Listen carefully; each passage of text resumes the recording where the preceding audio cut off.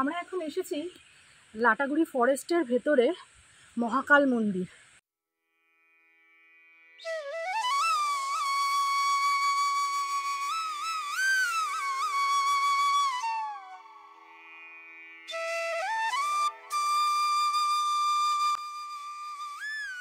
Welcome সকল বন্ধুকে। আজকে আমরা শিলিগুড়ি থেকে এসেছি লাটাগুড়িতে। তো আপনাদের সাথে আজকে আমি লাটাগুড়ি মহাকাল মন্দিরের সম্বন্ধে সব তথ্য আলোচনা করব। আমরা শিলিগুড়ি থেকে গজলডোবা হয়ে এখন চলে এসেছি লাটাগুড়ি বাজারে, এবং লাটাগুড়ি বাজার পেরিয়ে এবার আমরা প্রবেশ করব লাটাগুড়ি ফরেস্টের ভেতর। লাটাগুড়ি বাজার পেরিয়ে কিছুটা যাওয়ার পরেই আপনাকে লাটাগুড়ি এই ফ্লাইং ওভারের উপর দিয়েই প্রবেশ করতে হবে লাটাগুড়ি ফরেস্টের মধ্যে, এবং সেই ফরেস্ট দিয়েই আপনি গরুমারা ন্যাশনাল পার্কে যেতে পারবেন।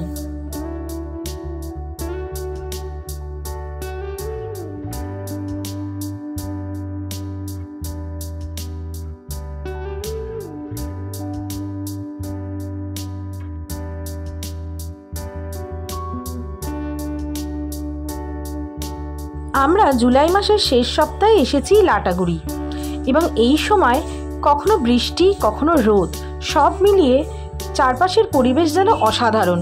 আর সাথে এই ফরেস্টের গাছগুলি যেন আরও সবুজ হয়ে উঠেছে।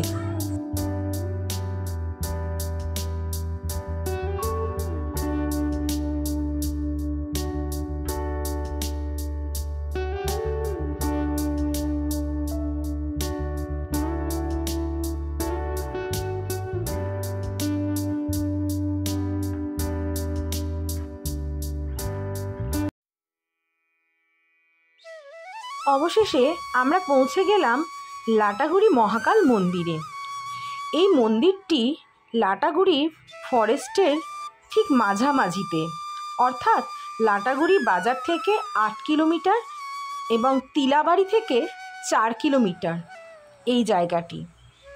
মন্দিরটি ফরেস্টের মাঝামাঝি থাকা সত্ত্বেও প্রতিদিন প্রচুর ভক্তের সমাগম হয় এখানে।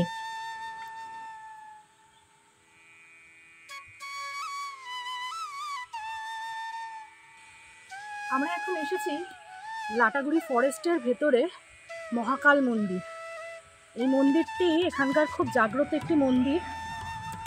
এখানে শিব ঠাকুর পুজো হয়, তার সাথে এখানকার শোনা কথা, জানি না কতটা সত্যি, হাতিরা নাকি এখানে এসে শিবকে পুজো করেন।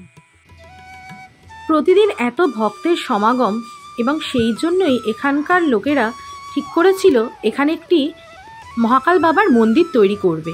কিন্তু যখনই মন্দিরের পরিকাঠামো তৈরি করা হয়, ঠিক দেখা যায় 1-2 দিনের মধ্যেই হাতি এসে তা ভেঙে ফেলছে। তাই জন্য এখানে শিলারূপেই মহাকাল বাবার পুজো নিয়মিত ফুল ধূপকাঠির মাধ্যমে করা হয়।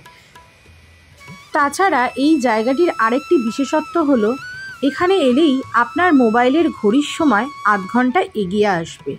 না, এটি কোনো রহস্যময় ঘটনা নয়। এই জায়গাটি এমন একটি জায়গায় অবস্থিত যেখান থেকে ভুটানের নেটওয়ার্ক ধরে ঘড়ির সময় আধ ঘন্টা এগিয়ে যায়। তাই বন্ধুরা, আপনারা যদি কেউ কখনো ডুয়ার্সে লাটাগুড়িতে ঘুরতে আসেন, তাহলে অবশ্যই এই মন্দিরটিতে একবার ঘুরে যাবেন। যদি আপনাদের ভাগ্য ভালো থাকে, তাহলে এখানে এসে আপনারা হাতির কিংবা ময়ূরের দেখা পেতে পারেন। কেমন লাগলো আজকের এই ভিডিওটি অবশ্যই সকলে জানাবেন।